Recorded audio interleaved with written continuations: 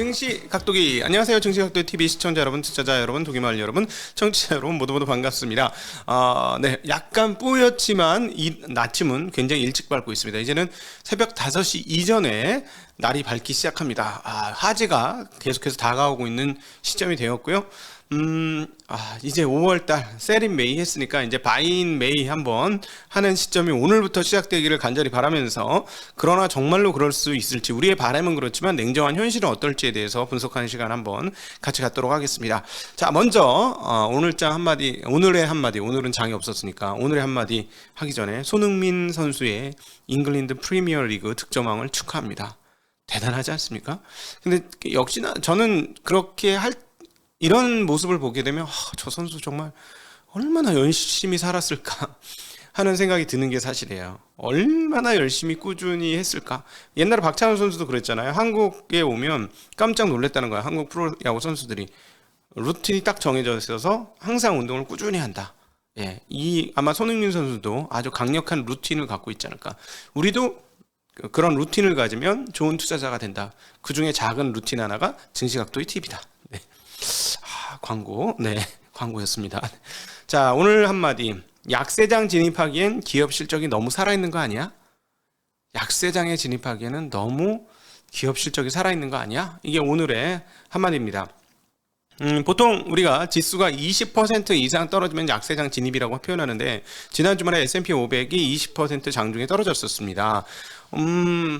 그러면 이제 약세장 진입인가? 막판에 이제 들어 올렸는데요. 일단 지난 주말 미국 시장을 보면서 느꼈던 것은, 제가 채권 시장 지나친 패닉이에요. 패닉 이랬는데 이제 시간 지나니까 이제 패닉은 끝난 것 같아요. 이러더니 이제 랠리를 지금 조금 뽑고 있지 않습니까? 그러나 이 랠리는 저는 개인적으로는 좀 정당하지 않은 것처럼 느껴집니다.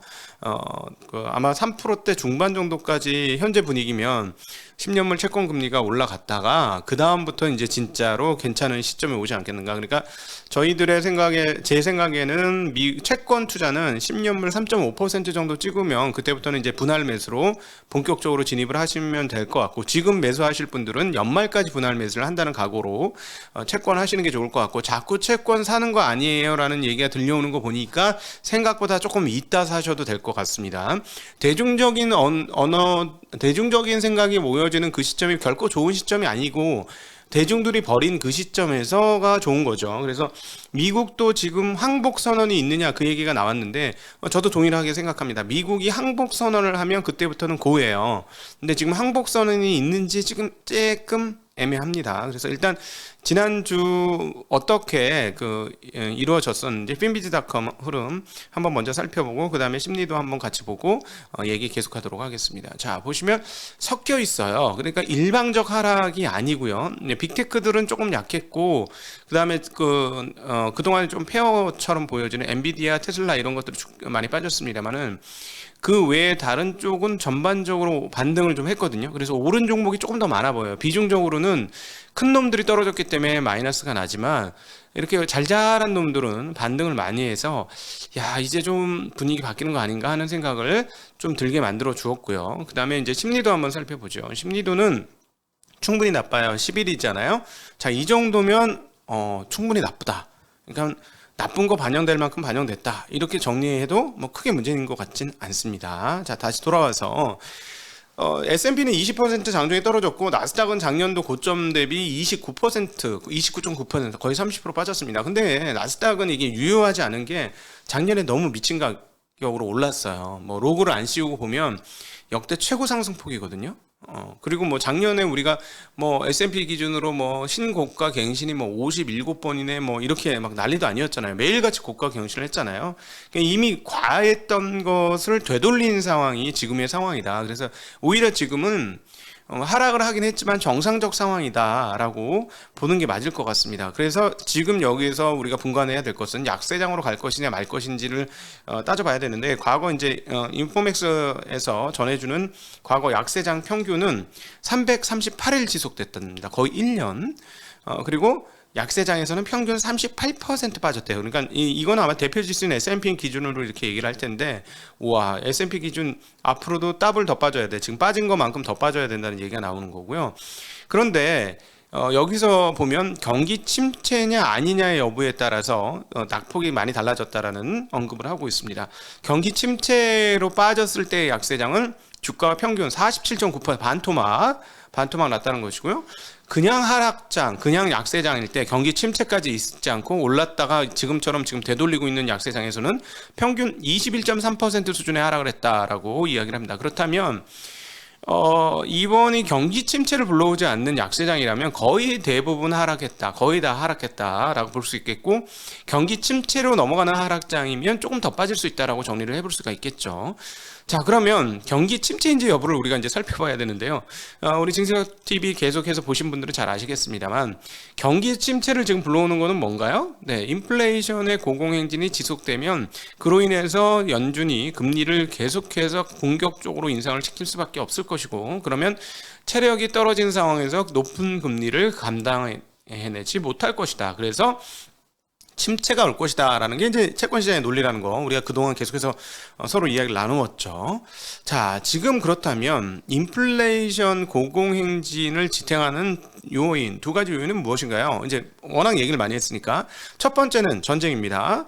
러시아의 우크라이나 침공 전쟁이 하나 있고요. 그 계속 쉽게 끝나지 않는 상황이고, 우리 옛날에 한번 저희 나왔던 권홍우 기자님, 지금 권홍우 고모님이 되셨는데, 이분께서 말씀하시기는 우크라이나는 러시아의 고향이라서 이게 그렇게 쉽사리 끝날 수가 없다. 인문학적으로 보면 키이우가 러시아의 발원지다라고까지 저한테 이야기를 하시더군요. 그래서 이게 그렇게 만만치 않은 거다. 그러니까 고토 회복이다. 우리들 같으면 옛날 광개토탕 발해를 다시 찾는 이런 느낌? 그거보다 조금 더 심한 느낌인 것 같아요. 그러다 보니까 이게 쉽지 않다라는 얘기를 해줬고, 실제로 지금 계속 언제 끝날지 모르는 상황으로 지속이 되고 있습니다. 그래서 전쟁은 그냥 살아있는 이슈고요. 그 다음에 이제 중국 제로 코로나, 이건 어떻게 될 것이냐 인데요. 일단 지금 하락폭 여부를 한번 먼저 살펴보죠. S&P가 7주 연속, 나스닥 또 7주 연속, 다우는 8주 연속 떨어졌고요. 지난 주말에 말씀드렸죠. 다우는 1920년대 이후에 최장 약세다. 1923년 이후에 최장 약세고, 그 다음에 나스닥은 2001년 닷컴 버블 이후 최장 약세를 기록을 하고 있습니다. 자, 여기서 이제 제로 코로나 넘어가기 전에 지난 주말에 있었던 제임스 블러드 총재 발언을 김성수 애널이 한번 정리한 게 있어요. 그걸 가지고 한번 이야기 나눠보도록 하죠. 연말까지 제임스 블러드가 선제적으로 기준금리 3.5%까지 올려야 한다. 그래야 2023년과 24년에 물가 안정 달성 후 기준금리 인상이라고 써서 올렸는데 인상이 아니고 아마 인하일 거예요. 인하가 가능해질 것이다 라고 발언을 했다고 합니다. 본인의 전망치 또는 의견은 블러드 나머지 연준 인사들보다 높은 편이다 라고 얘기했고, 50bp 인상은 현재로서는 좋은 선택지고 연준은 물가 안정을 위한 적절한 계획을 보유하고 있다. 보유하고는 있죠. 그런데 그게 어디에 집중되고 있다? 수요 축이죠. 수요 축에 대한 적절한 계획을 보유하고 있죠. 데이터에 기반한 정책 결정이 중요한데 장담할 수 있는 약속은 없다 하고 발을 뺐어요. 적절한 계획 보유하고 있다며. 근데 장담을 할 수 없다고? 자, 이거는 우리가 계속해서 알아본 대로 뭐죠? 연준은 지금 수요는 박살내고 있습니다. 수요를 박살내면서 수요 쪽에서 발생될 인플레이션의 싹을 자르고 있고요. 아니지, 싹이 아니고 이제는 줄기지. 싹 정도가 아니고 많이 자랐죠. 이거를 지금 자르고 있고 인플레이션 기대 심리를 제어하고 있습니다. 반면에 공급 쪽 측면은 어떻게 된다? 연준이 금리를 인상한다고 쉽나? 어렵죠. 잘 안 되는 거죠. 이 얘기가 섞여 있는 거예요. 다시 한번 정리해 보죠. 연준은 50bp 인상을 하고 그게 좋은 선택지고 인플레이션 제어할 적절한 계획을 보유하고 있지만 데이터에 기반해서 정책을 결정해야 하고 장담할 수는 없다. 장담할 수 있는 약속은 없다. 왜 못 장담해요? 공급 쪽에서 인플레이션 계속 빵빵빵빵 터지면 뭐가 안 되는 거죠. 원하는 만큼 안 되는 거예요. 자, 그래서 또 하나 아주 중요한 얘기를 했는데요. 수요 측면하고 연관된 이야기입니다. 주식시장 가격 조정은 연준의 정책 영향도 있지만 코로나 이전 가격이 크게 상승했기 때문이고, 향후 금리 인상으로 인해 수조 달러 가량 자산 재조정이 있을 수 있음. 자, 수조 달러 가량의 자산 재조정이 있을 수 있음. 자, 몇 조죠? 미국 전체 시가총액 얼마죠? 2,000조쯤 되죠. 2,000조인데 수십 조는 아니네요. 다행히 수십 조가 아니고 수조 정도면 자 10조 달러라고 하면 5% 정도, 5% 안짝의 조정이 있을 수 있다라는 얘기로 환산해서 볼 수 있겠습니다. 경기 후퇴 가능성은 제한적이고 리오프닝 관련 강한 소비가 경기를 뒷받침할 것이다라고 이야기합니다. 계속해서 경기는 살아있다라는 얘기를 하고 있어요. 근데 방금 전에 했던 주식 가격 조정에 대한 의견, 생각이죠. 되게 재미난 것 같습니다. 그러니까 너무 많이 올랐고 과했기 때문에 지금 연준 인사들의 말을 종합을 해보면 작년도에 지나치게 과열되었다. 그래서 이게 수요의 폭발적인 흐름들, 실제로 한국에서도 지금 떼돈 버신 분들이 많아요. 얘기를 들어보면 소수이겠지만 많다라는 게 극소수의 떼돈을 버신, 큰 돈을 버신 분들이 있다라는 거죠. 뭐 코인으로 뭐 몇천억을 벌었네, 뭐 3천억을 벌었네, 7천억을 벌었네, 뭐 이런 분들이 계시고 지금도 벌고 있는지 모르겠습니다만, 미국도 마찬가지겠죠. 미국도 자산시장이 올라오면서 큰 돈을 버는 사람이 많고 일반적인 사람도 그냥 돈을 벌었던 효과가 있죠. 그냥 펀드만 가입했어도 미국이 워낙 많이 올랐으니까. 자, 그러니까 어디로 안 들어와? 고용시장으로 안 들어와. 고용시장 안 들어오고 그냥 계속해서 이 돈으로 또 돈을 뭘 하려고 해. 다른 걸 뭘 사고 또 자산 가격이 버블이 와. 그러니까 계속해서 인플레이션이 와. 지금 제가 보기엔 연준은 이거를 잡겠다는 얘기입니다. 이거를 잡겠다는 건 거의 의도가 명확한 것 같고요. 그러니까 과거하고 다르게 주식시장은 좀 빠진다고 해서 전혀 신경을 안 쓰고 있다는 모습을 계속해서 보여주고 있죠. 예. 지금 그렇다는 거 우리 다시 한번 확인하고요. 그러니까 주식시장 하락에 대해서는 열려 있는데 도대체 어디까지 더 떨어질 것인지 여부인데 그 부분은 지금 수요는 일단 잡고 있고요. 그래서 아마 6월달, 7월달까지 50bp를 올리고 나면은 어느 정도 수요단은 잡힐 거라고 지금 예상하고 있는 것 같습니다. 그리고 어느 정도 잡힐 가능성은 수요단은 분명히 있다라고 보여주고, 그 다음은 이제 저건데요. 그 공급 측인데요. 공급 측 얘기하기 전에 만약에 이제 지금 경기 침체가 올 것인지 여부를 우리가 고민해야 되잖아요. 경기 침체가 아니라면 이제 빠질 만큼 다 빠졌다. 이렇게 과거 평균치로 보면 21%니까 지금 20% 가까이 빠졌으니까 여기서 한 2, 3%면 하루짜리밖에 안 되니까 그 정도 빠지고 거의 평균적인 수준의 하락을 했다라고 감안해 보면, 자, 그러면 경기 침체 가능성을 봐야 되는데 일단 경기 침체가 있을 수 있는 가능성 첫 번째, 미국이 금리 인상을 여기서 추가로 계속해서 하고 그 다음에 멈추지 않아요.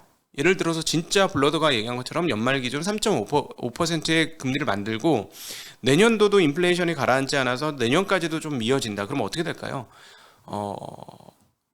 신흥국은 경기 침체가 올 수 있을 것 같아요. 신흥국들은, 미국은 어떨지 모르겠지만 신흥국들은 분명히 경기 침체가 올 수 있을 것 같습니다. 조금. 그래서 만약에 그 금리 인상이 50bp씩 3번 이루어지고 25bp씩 또 이루어지고 내년까지도 이어진다라는 생각이 있다면 시장 경기 침체를 예상하면서 상당히 큰 폭으로 더 추가로 빠질 수 있죠. 왜냐하면 더 우리가 평균치를 보면 40%가 넘게 빠졌었으니까, 네, 그럴 수 있다는 거 열어둬야 될 것 같고요. 그런데 제로 코로나 관련해서 정말로 중요하다고 보여지는 건 중국이라고 저는 제로 코로나 공급 측에서 보면 중요한 거는 중국의 제로 코로나라고 보고 있고요. 제로 코로나가 어떻게 될 것인지 여부인데, 자, 이번 주에 지난주말에 아주 중요한 뉴스가 하나 나왔습니다. 중국과 관련해서 우리 계속해서 중국하고 같이 하다 보니까 이게 같이 볼 수 있는 거죠. 전쟁은 그냥 살아있는 이슈가 되는 것이고요. 전쟁 쪽에서의 이슈는 그냥 살아있고, 자, 그 다음 이슈 상하이의 제로 코로나. 자, 6월 1일부터 제로 코로나 정책을 전면적으로 좀 푸는 분위기입니다. 근데 이게 풀고 나서 다시 늘어나면 다시 막을 것인지 여부가 상당히 중요해 보이고요. 만약에 이제 상하이는 그런 도시가 아니기 때문에 부분적으로만 할 거야 라고 하고 공장이 계속 돌아가고 경제 활동이 돌아가고, 그 다음에 이동성, 제일 중요한 건 이동성이라고 말씀드렸습니다. 물류를 포함한 이동성이 유지가 된다고 한다면 제로 코로나 정책을 상당 부분 푸는 것으로 해석이 가능하겠죠. 이 부분을 전 세계에 있는 금융시장 참가자들이 어떻게 해석할 것인지 여부가 제가 보기엔 중요합니다. 그래서 상하이에서의 지금 오늘 그 부분 나타날 텐데 6월 1일 날 제로 코로나 약간 수정을 하는 그 과정을 제로 코로나의 강경 정책을 푸는 것이라고 해석을 한다면 공급 측 적체가 해소될 거라고 생각하면서 시장이 조금 붐업을 할 수도 있어요. 예, 그래서 이번 주 중요한 이슈 중에 하나는 이 부분이다. 그리고 중국은 금융 완화를 분명히 했다. 5년 LPR 금리를 15bp, 중국 기준으로 15bp면 굉장히 큰 폭으로 금리를 인하한 겁니다. 이런 것들을 진행을 했고, 그렇기 때문에 지난주 한 주 동안에 증시가 가장 좋았던 증시는 중국 증시였어요. 중국 증시가 좋았는데 이 부분들이 계속 이어지는지 여부, 이번 주 중요한 대목이다. 이번 주 중국이 추가적으로 중요하다. 그리고 제로 코로나 푼다고 사람들이 인정을 할 것인지 여부가 중국에 있어서는 중요하다라는 말씀 드리고 싶고, 그 다음에 FOMC 회의록이 공개됩니다. 그래서 5월 FOMC이기 때문에 그 분위기를 읽을 수 있을 것으로 보여집니다. 자, 바이든이 한국 방문을 했는데요. 바이든 한국 방문과 관련해서 삼성전자, 현대차를 방문했고, 현대차는 단독으로 만났어요. 현대차가 미국에 공장이 없는 것도 아닌데, 엘라바마에 공장이 있는데 왜 만났지? 냄새나. 뭐가 냄새나? 냄새 납니다. 계속 냄새 나는데, 어쨌든 원칙적으로 말씀드리겠습니다. 삼성전자, 현대차가 미국에 추가로 투자를 하는 것은 주가의 호재일까요, 악재일까요? 주가가 호재가 되려면 있는 그대로 말씀을 드리면 설비 증설을 해서 설비 투자를 해가지고 거기서 리턴이 있으면 긍정적이죠. 근데 설비 증설한 것 자체가 확정된 미래냐라고 말하기는 어렵습니다. 예를 들어서 하청업체의 설비 증설은 확정된 미래입니다. 작년에 대덕전자 그랬죠. 800억을 연초에 투자를 했고 그게 이제 본격적으로 가동되기 시작하고 추가적인 투자를 하고 하니까 올해 주가가 PCB 업체 선도, 작년에는 심텍이 끌었지만 올해 대덕전자가 끌었지 않습니까? 엄청나게 올랐죠. 바닥에서부터. 물론 제가 팔았으니까 오르긴 한 면이 있습니다만 많이 올랐죠. 굉장히 많이 올랐습니다. 그건 왜 그래요? 사줄 사람이 있어서 설비 증설하는 거는 호재입니다. 100% 호재예요. 그래서 여러분 혹시 주식 투자할 때 설비 증설이 있다고 할 때 잘 보셔야 돼요. 설비 증설을 했는데 캡티브 마켓이 정해져 있어. 즉 사갈 사람이 증설해줘, 내가 사갈게, 이런 계약 조건이 있는 거라면 증설 완전 좋은 뉴스예요. 그러나 현대차가 증설했는데 미국 사람이 사준다는 보장이 있습니까? 자, 저기 삼성전자는 뭐가 문제냐면 사줄 사람이 있어. 사줄 사람이 있는데 수율이 나와? 이게 문제죠. 삼성전자는 D램 공장을 지었어. 미국에다가. 미국 원하는 대로 져줬어. 근데 한국 사람들처럼 미국 사람 열심히 일할까? 그게 문제죠.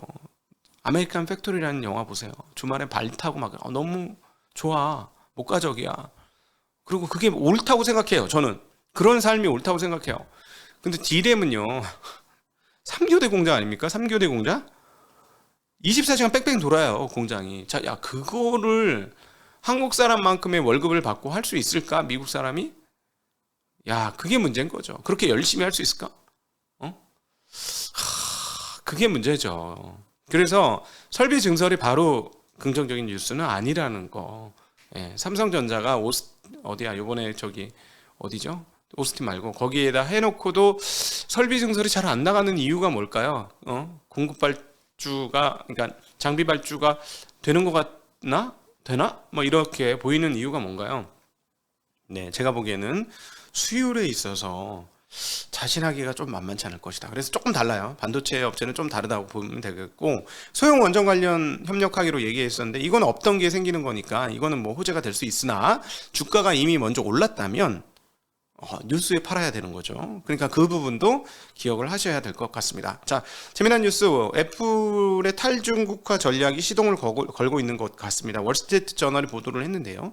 러시아의 우크라이나 침공에 중국이 비판을 자제하고 중국 일부 도시에서 코로나 봉쇄령이 진행되면서 애플의 중국 의존도 줄이기 구상이 강화되고 있다라고 보도를 하고 있고, 팀 쿡이 우리 공급망은 전 세계적이고 애플 제품은 어디에서나 생산된다. 공급망 최적화를 계속 고려하고 있다라고 얘기했습니다. 아마 이번에 제로 코로나 정책과 상하이 그 공장의 셧다운이 가장 큰 영향. 그래서 5조에서 10조 정도의 매출 감소가 아마 팀쿡을 이렇게 움직이지 않았을까, 저는 개인적으로 생각합니다.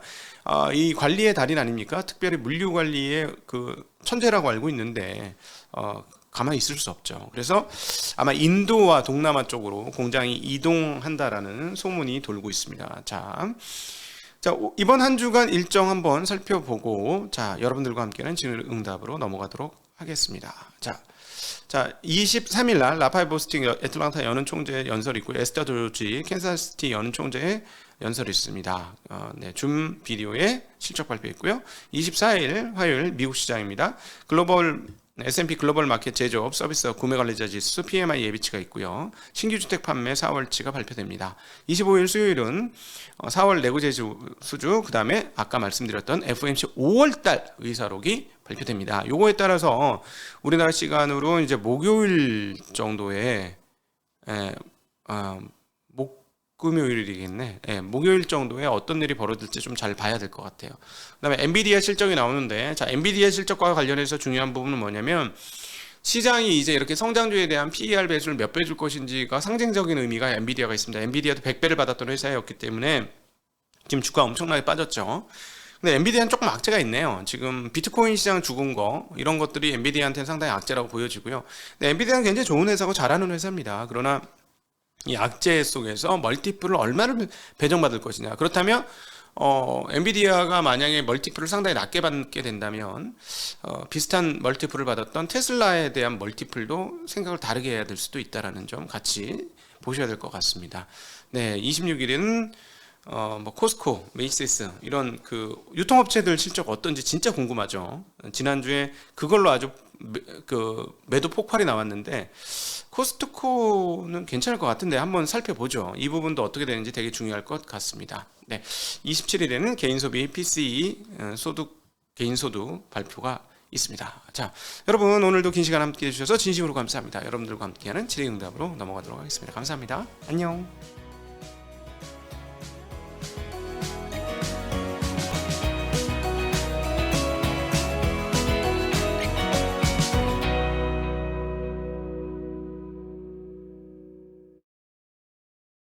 안녕하십니까, 반갑습니다. 증시각도기 곽상준입니다. 이 강의를 들으신 분들은 성공할 확률이 굉장히 높아지신 거예요.